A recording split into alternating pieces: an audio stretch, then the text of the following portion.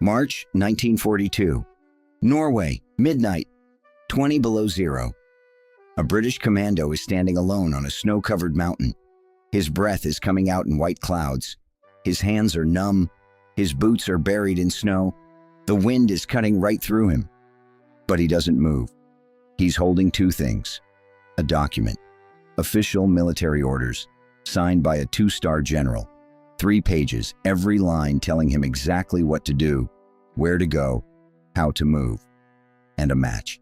He struck it slowly, held the document to the flame. A small orange flicker in the dark. The paper curled. The edges went black. Then the middle. Then everything. The wind scattered the ashes. The orders, gone. 12 hours later, he was the only man from his unit still alive. And the mission his commanding general called impossible? Done. Alone. No backup, no extraction plan. But here's the thing. That's not even the most insane part of this story. The most insane part is what happened when this man got back to London. Hit subscribe right now. Because this story does not go where you think it's going. And at the end, I'm going to ask you a question. I genuinely don't know the answer, and I want to know what you think. Go back to early 1942. Look at a map of Europe. France is gone, Poland is occupied, Holland, Belgium, Denmark, Norway, all under German control. The Soviets are bleeding across thousands of miles of Eastern Front. America just entered the war after Pearl Harbor but isn't at full strength yet. Britain is standing alone, and Churchill sees something more clearly every single day. Conventional warfare isn't going to win this. It's too slow, too expensive, too predictable. Big armies make big noise. The Germans know every move before it happens. Something different is needed. Smaller, faster, less bound by the rules. That's why the Commandos were created in 1940. The idea was simple.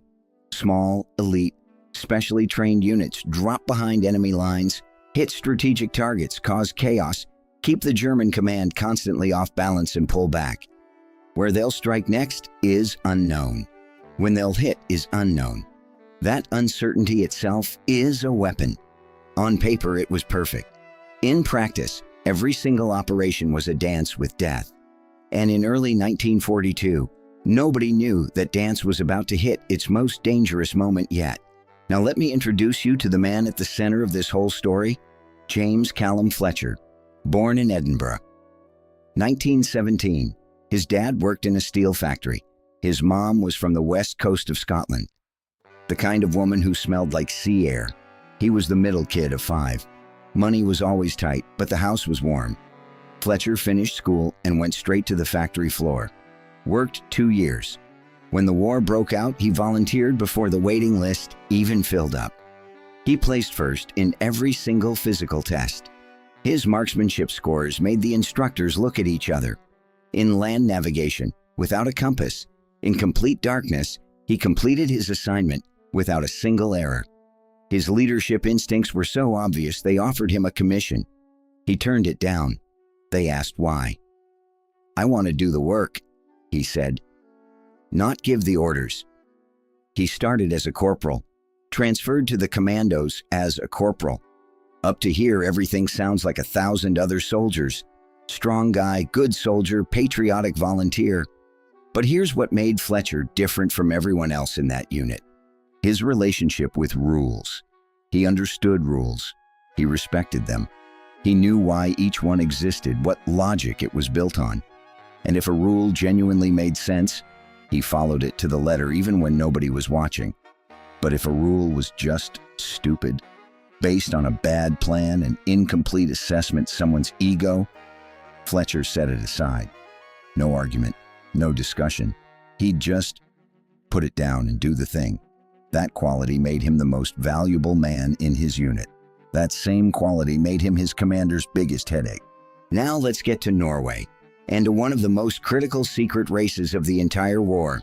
In 1942, the Germans were producing something extremely important in Norway. Heavy water, deuterium oxide, a substance that differs from regular water by just one atom. But in the world of nuclear fission research, it was irreplaceable. Only a handful of places on Earth could produce it at the time.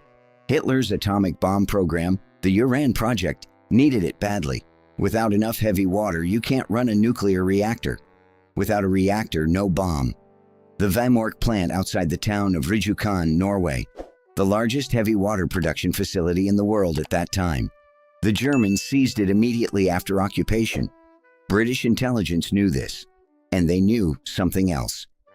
As long as that plant kept running, Germany held a dangerous advantage in the nuclear race. Stopping that plant, or at least severely damaging it, could change the course of the war. But how? The plant was built into the side of a mountain at over 3,000 feet. Three sides were nearly vertical cliff faces. The only access route ran through a suspension bridge the Germans were guarding heavily. The garrison ran regular patrols, and the entire area was under constant surveillance.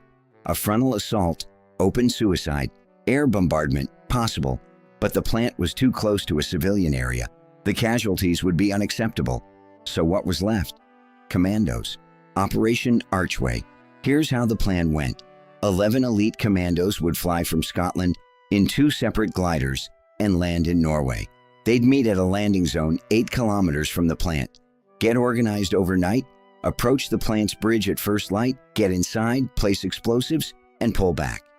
After that, extraction meant a mountain hike to the Swedish border. On paper, clean, manageable, executable. But the plan had a serious problem. The landing zone. The command team had picked an area from a map, 8 kilometers south of the plant. Looked wide and flat on paper. But that flat area was actually rocky, uneven terrain with exposed outcroppings, right on top of one of the German patrol routes. For gliders landing at night, it was a death trap. Fletcher caught this during the training phase. He studied the maps carefully. He went through the limited aerial reconnaissance photos, extremely restricted at that point in the war, one by one. He ran the numbers. He wrote a detailed report, 3 pages, marked every problem area on the map, proposed an alternative landing zone, sent it up the chain. A few days later, the response came back in a few words: plan approved, continue preparations. Fletcher spent that night quiet, sat in his room, looked at the plan one more time, then one more time after that, and made a decision. November 1942, past midnight. 2 gliders lifted off from the Scottish coast. The sky was clear that night, stars sharp, moon a thin crescent. Below, the Scottish coastline shrank to dark dots. Fletcher was in the first glider, 10 men beside him. Full kit, explosives, weapons, cold weather gear, medical supplies, rations, every man carrying over 40 pounds on his back. Almost nobody talked during the flight. Some stared out the window. Some sat with their eyes closed, completely still. One guy was murmuring something low under his breath. Prayer, song, nobody could tell. Nobody asked. Everyone was somewhere inside themselves. As they approached the Norwegian coast, the weather changed fast. Wind first, then thick cloud. Visibility dropped to 0 within minutes. The pilot's voice came over the intercom. He couldn't find the landing zone. Below was just darkness and uncertainty. And then, the tow rope snapped. The glider was in free fall. A few seconds of complete silence, then the groan of metal, then screaming. The first glider hit the Norwegian mountains. 8 men died there on that dark mountain. Some in the impact, some in the cold. None of them ever saw the enemy. The 3 survivors were badly injured, freezing, on enemy-occupied soil with no way to call for help. German forces reached the area within hours. Hitler's 1942 commando order was clear. Enemy commandos, even in uniform, even wounded, will not be taken prisoner. All 3 were executed without interrogation. The second glider went a little farther, but also went down. The survivors either died in the crash or were captured and met the same fate shortly after. The official report that reached London was short. Operation Archway. Result: failed. Casualties: total. Survivors: 0. 11 men. 0 survivors. But that number was wrong, because one man had never gotten on those gliders. Let me take you back a few hours before takeoff. The airfield. Dark. Cold. While the others were loading into the glider, Fletcher took one step back. He pulled out his official orders and read them one last time. Every line, every word. Then folded them and put them in his pocket. Then took them back out. He reached into his other pocket for a match. Struck it. Held the paper to the flame. The fire was small and unsteady, almost died in the wind, but didn't. The paper caught slowly, burning from the edges inward. The general's signature was the last thing to go. The man next to him stopped, turned. "What are you doing?" Fletcher answered in a calm, flat voice. "Changing the plan." That night, Fletcher didn't get on the glider. Instead, he went down to a coastal village, found a Norwegian resistance contact he'd arranged in advance, got hold of a small, beat-up rubber boat, and crossed into Norway alone. Quietly, without anyone knowing. Under official military law, what he did could have been classified the same as desertion. Fletcher knew that. He didn't care, because there was only one thing on his mind. The job needed to get done, and how to do it. He knew. Think about this for a second. 20 below zero, a snowstorm that doesn't quit, a heavy pack full of explosives on his back. In his hands, just a compass and everything he'd memorized. Fletcher, alone, is climbing a 3,000-foot mountain. He moved at night, silently, pressing each foot slowly into the snow. No sound. During the day, he went completely still, buried himself under the snow, covered his outline, controlled his breathing, because too much breath vapor rising could give him away from a distance. On the second day, a German patrol came close. 15 soldiers. They passed within 50 feet. One of them stopped and looked around, like he'd felt something. Fletcher didn't move a muscle, didn't blink. The soldier shrugged, kept walking. On the third day, it got more dangerous. A soldier had stopped at the side of the road, set his pack down, took off his gloves, pulled out a cigarette. His lighter didn't catch the first time, didn't catch the second time. On the third try, it lit. Fletcher was 2 meters directly behind the man, stretched out flat in the snow, not breathing. The soldier took a long drag, picked up his pack, walked away. Fletcher counted to 3, then very slowly let out his breath and kept climbing. 3 days later, he reached visual range of the Vemork plant, exhausted, frozen, starving, but standing. The Vemork facility. Fletcher watched it for hours. A massive concrete structure built right into the cliff face. Yellow light spilling from the windows into the dark. 2 guards on the bridge making regular passes. Every few minutes, an electric torch sweeping the perimeter. He logged the guard rotation times, watched which windows went dark and when, identified where the dog was tied, calculated the angles of the watchtowers. The official plan called for entry through the bridge. Fletcher didn't even look at the bridge. Instead, he looked down, all the way to the bottom of the gorge. And there, a frozen river. And he noticed something. If you crossed the frozen river and made it to the other side, you could reach the plant's rear wall. From an angle the guards couldn't see. From the blind spot of the watchtowers. From a direction that literally nobody would expect. Why hadn't anyone thought of that? Because the frozen river was dangerous. The ice thickness was unknown. If you fell through, ice-cold water in the dark, alone, at the foot of a 3,000-foot mountain, your chances of survival were 0. Fletcher tested the ice surface with his boot. Pushed down, a little harder, it held. He took a deep breath and went down. He moved across the frozen river. Every step, a faint crack from under the ice. He stopped, waited. Another crack. Stopped. Waited. Kept going. Made it to the other bank. Climbed the rear wall of the plant. The concrete was freezing. His hands were already numb, so it didn't matter. Reached the fence. Pulled out his wire cutters. Cut one panel open, just wide enough to get through. Millimeter by millimeter. No sound. Got inside. It was 1:15 in the morning. Footsteps in the corridor. He stopped, listened. They moved away. He kept going. Found the production area. Saw the heavy water containers. Exactly where the intelligence reports had described them. And right then, 2 Norwegian night watchmen came around the corner. All 3 of them saw each other at the same time. 1 second. Nobody moved. Fletcher raised one hand, not a threat, just a calm, settling gesture. Said a few words in Norwegian, words he'd learned during preparation. His voice came out steady and authoritative. The watchman froze. Fletcher placed the explosives. Fast, quiet, systematic. Every position memorized in advance. He had a map in his head, and every spot was marked. 18 minutes. In exactly 18 minutes, it was done. He went back out, closed the fence panel, got back to the river, and right then, the alarm went off behind him.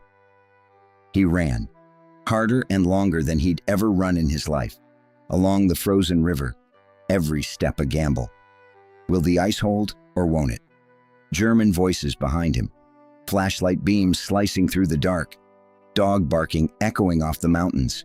At the end of the river, he plunged into the forest, cut zigzags between the trees, climbed a steep slope. His legs were on fire, but he didn't stop. Stopping meant nothing. The explosion came right then. The mountains shook.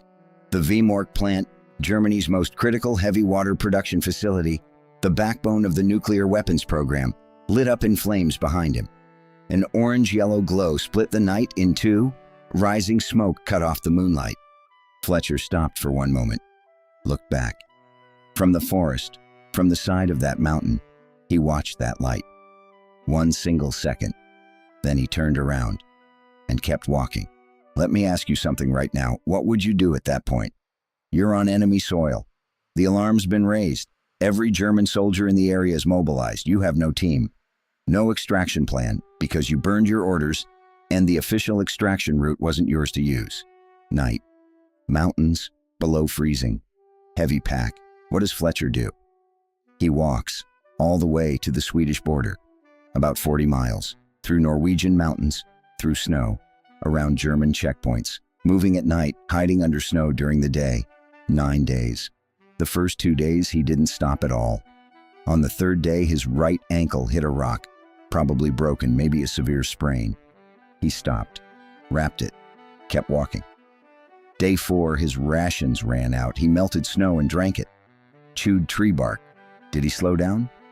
No. Day 5, he reached a small Norwegian village, knocked on a door. The old couple who opened it looked at him. Both understood immediately. They let him in, fed him, dressed his wound, let him sleep until morning. In the morning, the old man traced the route on the ground with his finger. Fletcher watched, nodded, said thank you, and got back on the road. Day 8, he crossed into Sweden. Day 9, contact was made through a British diplomatic channel.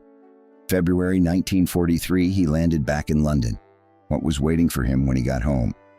Reporters, a hero's welcome, generals shaking his hand? No.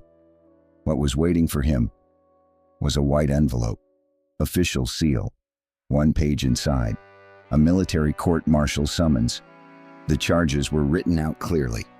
Unauthorized action in a combat zone, direct insubordination to military orders, unauthorized route deviation, deviation from the operational plan without notifying superior command. From the command's point of view, the picture was clear. Operation Archway had lost 11 men. According to the official report, the operation had failed, and Fletcher had done whatever he wanted, burned his orders, abandoned the plan, gone off alone. There was a name for that, and it wasn't going to go unpunished.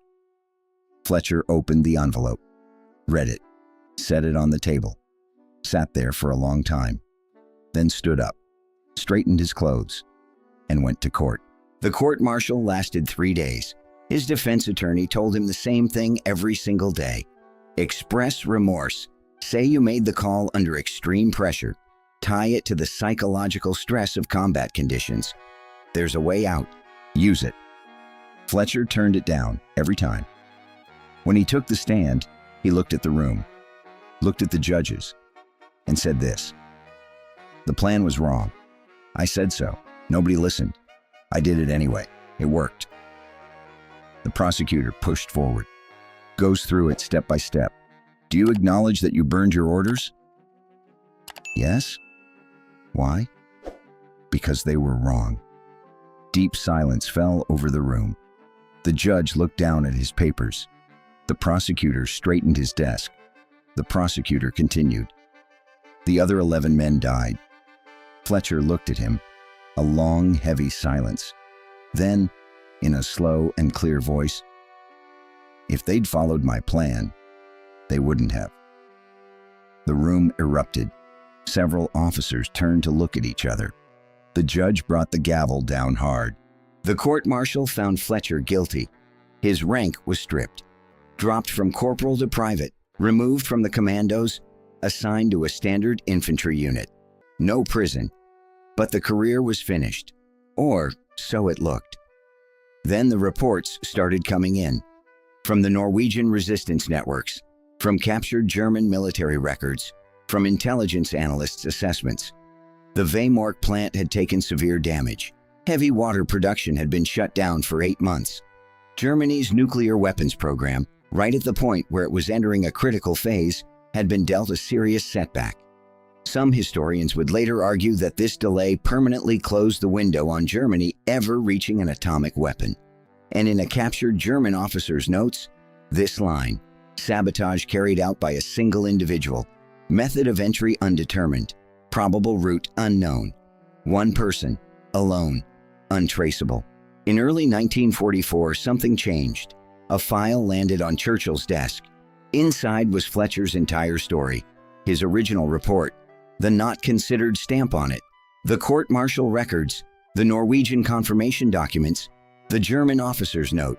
Churchill read through it, and when he closed the cover, he wrote one sentence on the bottom: "This man should not be punished. He should be studied." Within a few weeks, Fletcher's rank was reinstated. No official apology, no big ceremony, no newspaper coverage. Just quietly, a new assignment order arrived. Return to the Commandos. Fletcher went back. In the rest of the war, he ran 3 more operations. In northern France, in Holland, on the western border of Germany. He came back every time. May 1945. The war ended. Fletcher came back to Edinburgh, quietly, without telling anyone. He didn't give a single interview, never spoke to a newspaper, never once told his neighbors what he'd done during the war. One evening at the dinner table, his kids asked, "Dad, what did you do in the war?" He paused for a second, then laughed. "Chopped wood," he said. He opened a small carpentry shop in an old neighborhood of the city, worked with wood, made doors, repaired furniture. He loved the work, got married, had 2 kids. His wife Margaret, the neighbors always saw them together, at the market, at church, on the waterfront. An ordinary life. In 1987, a local journalist knocked on his door. That year, some of the Commando operations had had their classification lifted. The journalist had found Fletcher's name through research. The door opened. Fletcher listened, heard the questions, said one sentence: "I did my job," and closed the door. Closed. James Callum Fletcher died in 1994. He was 77, in Edinburgh, in his own home. His funeral was attended by family, a few old neighbors, and customers who'd been bringing work to his shop for years. It was a small ceremony. It was raining. That same year, the British Ministry of Defense declassified a group of World War II files. Among them was the complete file for Operation Archway. A researcher went through the documents and, deep in the folder, found a piece of paper. Yellowed, creased, preserved through decades. Fletcher's original 1942 report. 3 pages, backed up with maps, showing exactly why the landing zone was dangerous. And on top of it, written in red pen, one single line: "Not considered." The researcher published a paper in 1997. In it, he wrote this: "Had Fletcher's report been taken seriously that day, 11 men might not have lost their lives." And in one of history's sharpest ironies, the man who wrote that report later corrected the damage caused by that decision, alone, without orders, and without recognition, and was court-martialed for it. Now let me ask you that question. Was James Callum Fletcher a hero, or was he a dangerous soldier who ignored orders and did whatever he wanted? The answer depends on where you're looking from. For the court-martialed, he was the second thing. For Churchill, he was the first. In the Norwegian resistance archives, his name still doesn't even show up in a footnote. And for the customers at his carpentry shop, just a quiet man who did good work. But I want to ask you something different. Think about the general who read Fletcher's report before that glider took off. The one who stamped "not considered" on it and set it aside. He knew where 11 men were going. He knew the risks. He had the warning in his hands, and he said, "Plan approved." What happened to that general? Nothing. No court-martial, no rank stripped, no official record of any kind. Because he had followed the rules. And Fletcher, the man who broke the rules, finished the job alone and walked 40 miles through enemy territory to get home, was the one who got court-martialed. Is that unfair? Yes. Is that rare in history? No. Now here's the real question I'm leaving you with. If you had been on that airfield and you knew the guy standing next to you had said the plan was wrong, would you have listened to him? Drop that in the comments. I genuinely want to know. James Fletcher never asked himself that question. He just struck a match, burned his orders, and did his job. That, to me, is what real courage looks like. If this story hit you, hit the like button. Subscribe if you want more. Every day on this channel, I tell the stories of Britain's forgotten war heroes, that history left behind. And tap the bell so you don't miss the next one. See you there.